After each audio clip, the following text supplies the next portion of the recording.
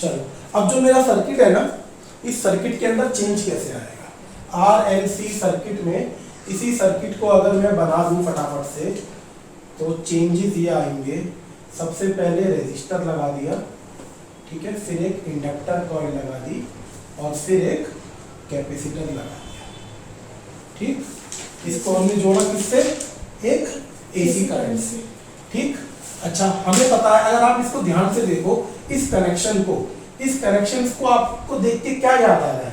ये कैसा कनेक्शन है? सीरीज कनेक्शन, कॉम्बिनेशन है। वेरी गुड, ये एक कॉम्बिनेशन है। कॉम्बिनेशन जिसमें एक रेजिस्टर भी लगा हुआ है, जिसके अंदर एक इंडक्टर भी लगा हुआ है और जिसके अंदर एक कैपेसिटर भी लगा हुआ है। हमें ये पता है, जब हमारा कंडक्टर ऐसे, जब सर्किट ऐसे सीरीज में होता है और यहाँ से चार्जेस फ्लो करना शुरू करेंगी, मतलब कि यहाँ से करंट जाना शुरू करेगा, तो जितना करंट इसमें जाएगा उतना ही करंट इसमें जाएगा, उतना ही करंट इसमें जाएगा, जब भी तो वो यहाँ पे वापस आएगा करके कंप्लीट सर्किट होगा। करंट उसके अंदर, सीरीज के अंदर हमारा क्या रहेगा? सेम रहेगा, ठीक है। अच्छा, अब इसके अंदर जब करंट इतना जाएगा तो अकॉर्डिंग टू ओम्स लॉ हमें ये क्या पता है? इसके अक्रॉस, इस रेजिस्टर के अक्रॉस जो पोटेंशियल होगा वो क्या होगा? वी आर, ठीक है। इसके अक्रॉस जो रेजिस्टेंस होगा वो क्या होगा? होगा एक्सएल, और इसके अक्रॉस क्या होगा? एक्सी, ठीक है।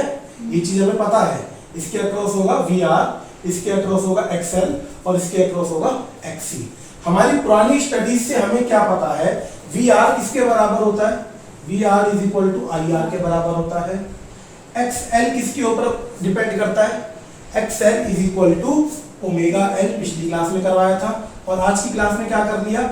एक्सी इज इक्वल टू 1/ओमेगा सी। ये चीजें हमें पता है, ठीक है। तो हमें इसमें कैलकुलेट क्या करना है? कैलकुलेट हमें इसमें यही करना है कि इस सर्किट में मैक्सिमम ईएमएफ कितना आ रहा है। E is equal to E naught sine omega T. उसमें जो, इसमें जो नेट ईएमएफ है, किसकी वजह से? इसकी वजह से, इसकी वजह से और इसकी वजह से नेट ईएमएफ कितना आ रहा है। सिंगल था जब तो ईएमएफ कैलकुलेट करना इजी था, बट यहाँ पे क्या है? अब सर्किट के एलिमेंट बदल गए और सर्किट के एलिमेंट बदलने की वजह से इसके अंदर जो फर्क आएगा, जो ईएमएफ की वैल्यू में चेंज आएगा, पहले वो फाइंड आउट करना है। तो सबसे पहले हेडिंग लिख लो आरएलसी, और ये उसका डायग्राम हो गया, इसको नोट डाउन करना शुरू कर दो। इसमें रजिस्टर के बाद इंडक्टर करा, इंडक्टर के बाद कैपेसिटर करा, उससे हमने ये चीजें कंक्लूड कर ली, ठीक है। ये उसकी रिएक्टेंस, इंडक्टर की, कैपेसिटर की, और ये आपकी रेजिस्टेंस।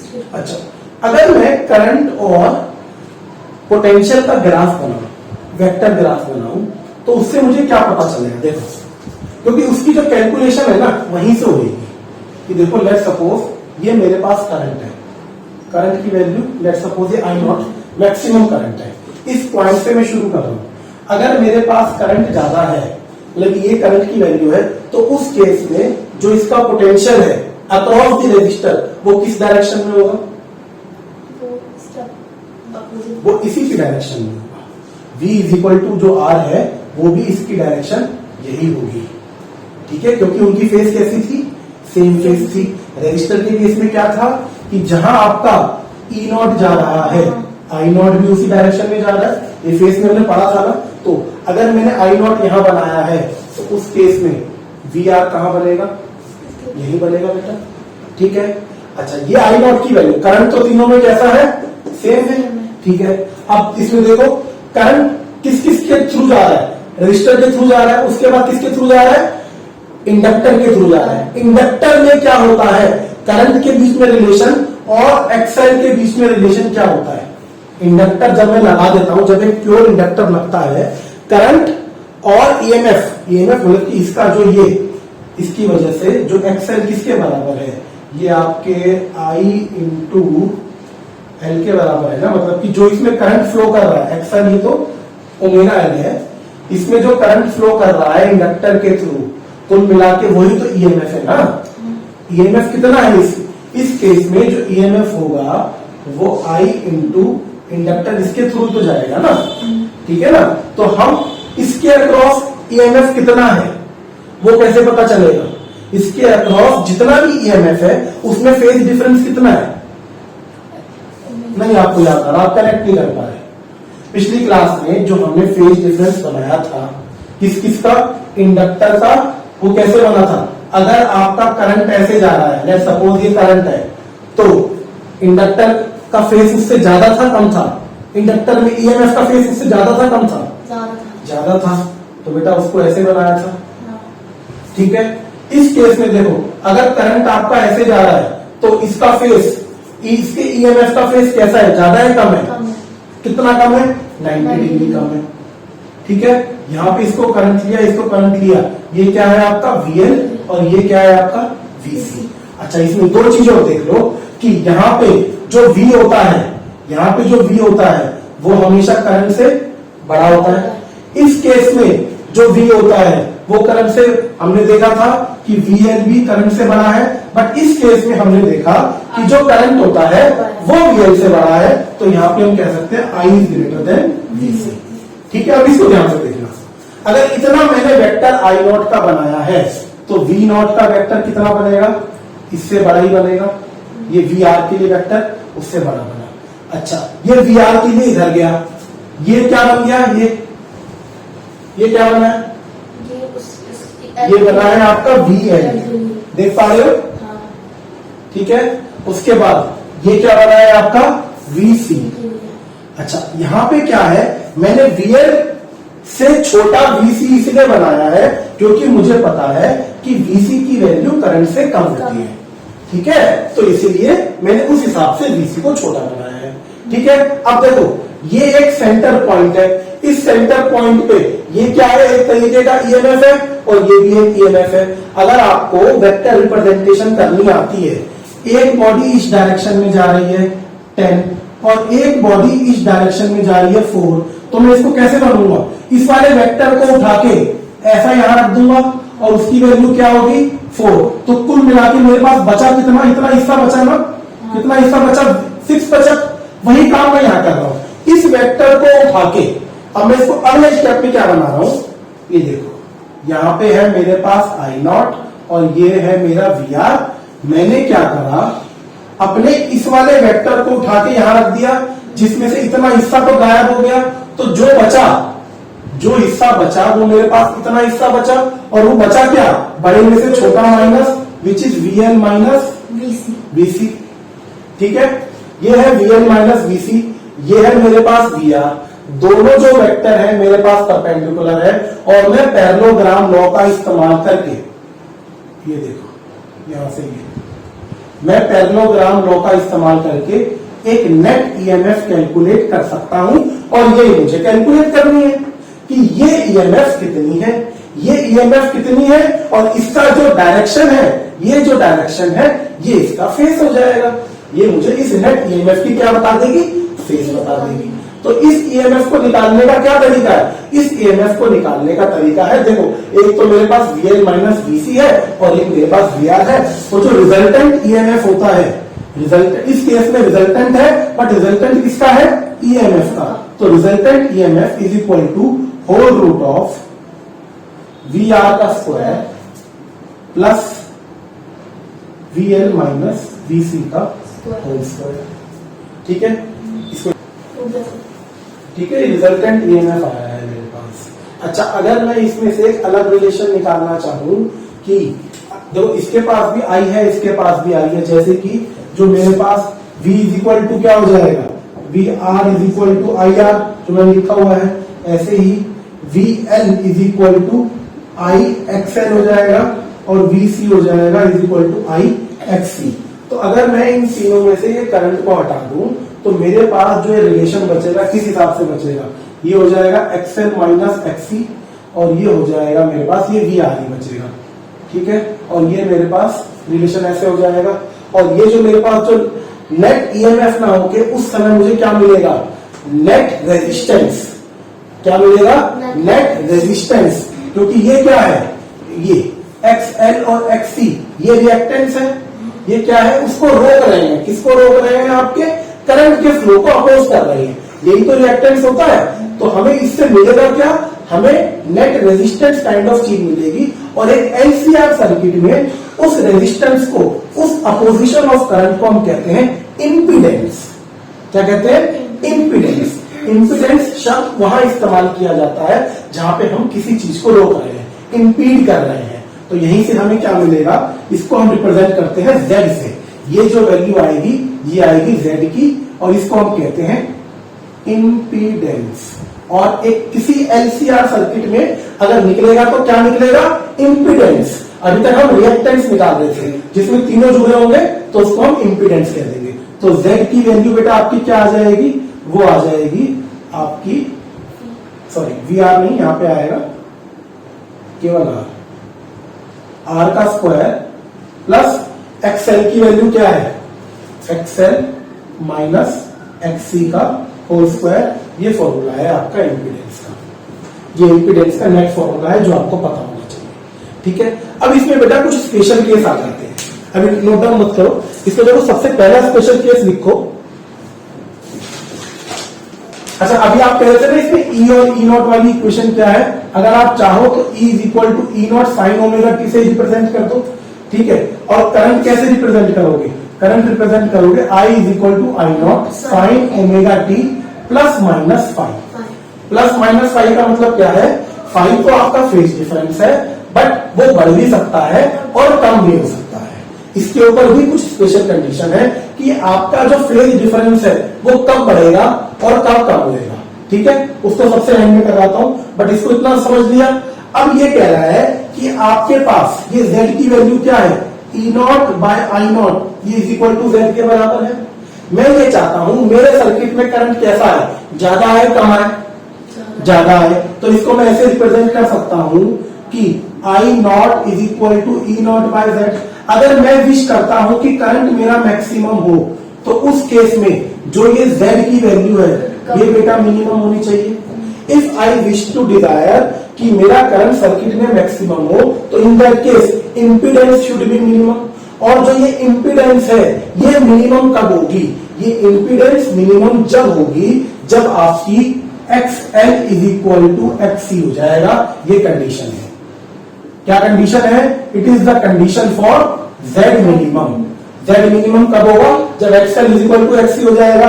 XL की वैल्यू क्या है, XL की वैल्यू होती है बेटा हमारे पास ओमेगा L, XC की वैल्यू होती है ओमेगा C। तो यहां से ओमेगा का square is equal to 1 upon LC लिख सकता हूं, या मैं लिख सकता हूं omega is equal to whole root of 1 upon LC। तो ये क्या होती है, फ्रीक्वेंसी। ठीक है, और फ्रीक्वेंसी का फॉर्मूला होता है, ये तो होती है मेरी एंगुलर फ्रीक्वेंसी। एंगुलर फ्रीक्वेंसी का फॉर्मूला होता है mu is equal to 2 pi nu. ये भी फ्रीक्वेंसी नहीं है, ये है मेरे पास फ्रीक्वेंसी। अगर यहां से मैं इसको इक्वेट कर दूं 2 pi nu is equal to whole root of 1 upon LC, ऐसा लिख सकता हूं।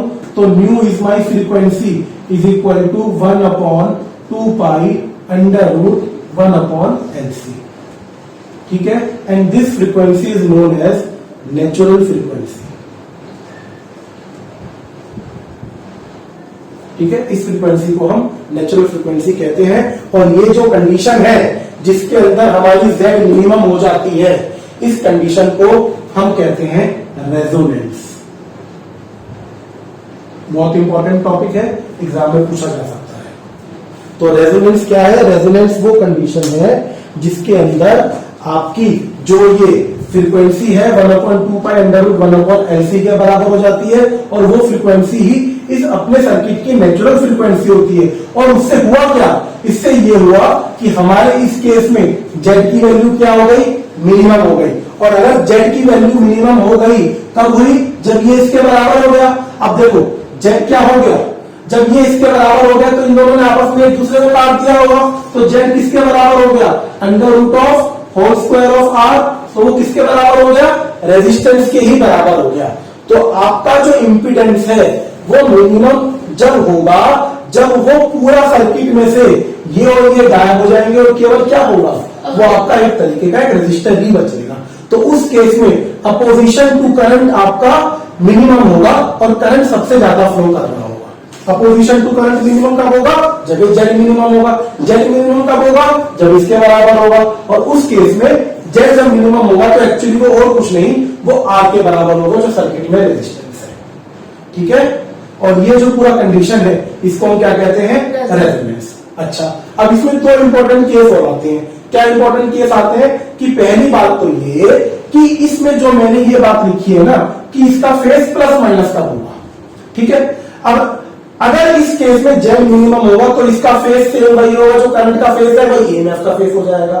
बट मान लो कि हमारे पास ऐसी कंडीशन है जिसके अंदर कि आपका जो ये वाला हिस्सा है ना ये डोमिनेटिंग है, मतलब कि एक ऐसा सर्किट बना हुआ है जिसके अंदर आपका एक तो रेजिस्टर लगा हुआ है बेटा, ठीक है, एक तो रेजिस्टर लगा हुआ है और एक इंडक्टर लगा हुआ है, ठीक है। इंडक्टर क्या है, इससे जो आएगा मान लो कि ये आई नॉट है और ये है आपका वी आर और यहाँ पे क्या है वी एल। वी एल किसके बराबर होता है, आई एक्स एल के बराबर होता है, ठीक है। तो इस केस में जो आपका ये जो वैल्यू है ये किसकी वैल्यू है, ई नॉट की, ऐसी आएगी ना पैरेललोग्राम लॉ से आ जाएगी। ये जो ई नॉट है ये किसके बराबर होगा, इन दिस केस ये बराबर होगा अंडर रूट ऑफ आर का स्क्वायर प्लस में इसका स्क्वायर एक्सएल का स्क्वायर, ठीक है। इस तरीके के इंपीडेंस को जिसके अंदर हमारा XL is very large, XL is very large as compare to XC, मतलब कि जो आपकी रिएक्टेंस है ये वाली इंडक्टर की वजह से it is very much large, इसको ऐसे लिखेंगे XL is very much large as compare to XC, मतलब कि जो रिएक्टेंस कैपेसिटेंस की वजह से है वो ना के बराबर है। तो इसमें मैंने दिखाई नहीं, जो कैपेसिटेंस की वजह से वो ना के बराबर है उसका इफेक्ट ही नहीं है, तो जो नेट ईएमएफ है वो किसके ऊपर डिपेंड कर रहा है, इन दोनों वैल्यूज के ऊपर डिपेंड कर रहा है। और इस चीज को हम कहते हैं बेटा इंडक्टिव इंपीडेंस, इसको हम कहते हैं इंडक्टिव इंपीडेंस। दूसरा केस होता है कि अगर आपका XC is very much greater than XL, तो उसके अंदर आपका ये हो जाएगा I और VR। XC बहुत बड़ा है किसके मुकाबले में, XL के, तो ये आपका XC वाला रेंज आ जाएगी। तो यहां से आप क्या निकालोगे, ये चीज आपकी गई ऐसे, ये ऐसे गई और ये ऐसे गई, तो ये बन गया आपका नेट ईएमएफ, या आप इसको कह सकते हो मैक्सिमम ईएमएफ। इस केस में जो मैक्सिमम ईएमएफ है इसकी जो वैल्यू है that is R square plus X C का होल स्क्वायर या R square plus one by omega C का होल स्क्वायर। इस वैल्यू को, क्योंकि ये किसकी वजह से है, एक कैपेसिटेंस की वजह से है, तो इसको हम कहते हैं कैपेसिटिव इंपीडेंस। जैसे ये इंडक्टिव इंपीडेंस थी और ये क्या है, कैपेसिटिव इंपीडेंस है। ये तो दो चीज हो गई। अच्छा, इस केस में ये क्या है 5, इस केस में ये है 5 किसके बीच में फेस होता है, करंट और ईएमएफ के बीच में। यहाँ पे ये रहा करंट, ये रहा ईएमएफ, यहाँ पे ये रहा करंट, ये रहा ईएमएफ। देखो, जब आपका इंपीडेंस इंडक्टिव होता है तो ऊपर कौन है और नीचे कौन है, ईएमएफ है, मतलब कि ईएमएफ का फेस बड़ा है एज कंपेयर टू आई। तो उस केस में फेस, जो करंट का जो फेस है वो क्या हो जाएगा, माइनस। पीछे कौन है, पीछे तो करंट है ना, तो उस केस में यहाँ पे प्लस हट जाएगा और फेस के आगे क्या लग जाएगा, माइनस। तो मतलब आप लिख सकते हो in case of inductive impedance current lags behind the EMF by a phase difference of 5। आगे देखो, जब आपका कैपेसिटिव इंपीडेंस था, कैपेसिटिव इंपीडेंस ये करंट और ये ईएमएफ, कौन आगे है 5 से, करंट। तो उस केस में हम क्या लिख देंगे, I is equal to I naught sine omega T plus 5। तो इसमें हम कहेंगे current lead by EMF by a phase difference of π/2। वही चीज हमने करी है। अभी तो हमने π/2 करी थी, बट इस केस में हमें पता नहीं हो π/2 आगे होगा या π/6 आगे होगा या π/4 आगे होगा। ठीक है, इसको नोट डाउन कर लो, जल्दी से नोट डाउन कर लो।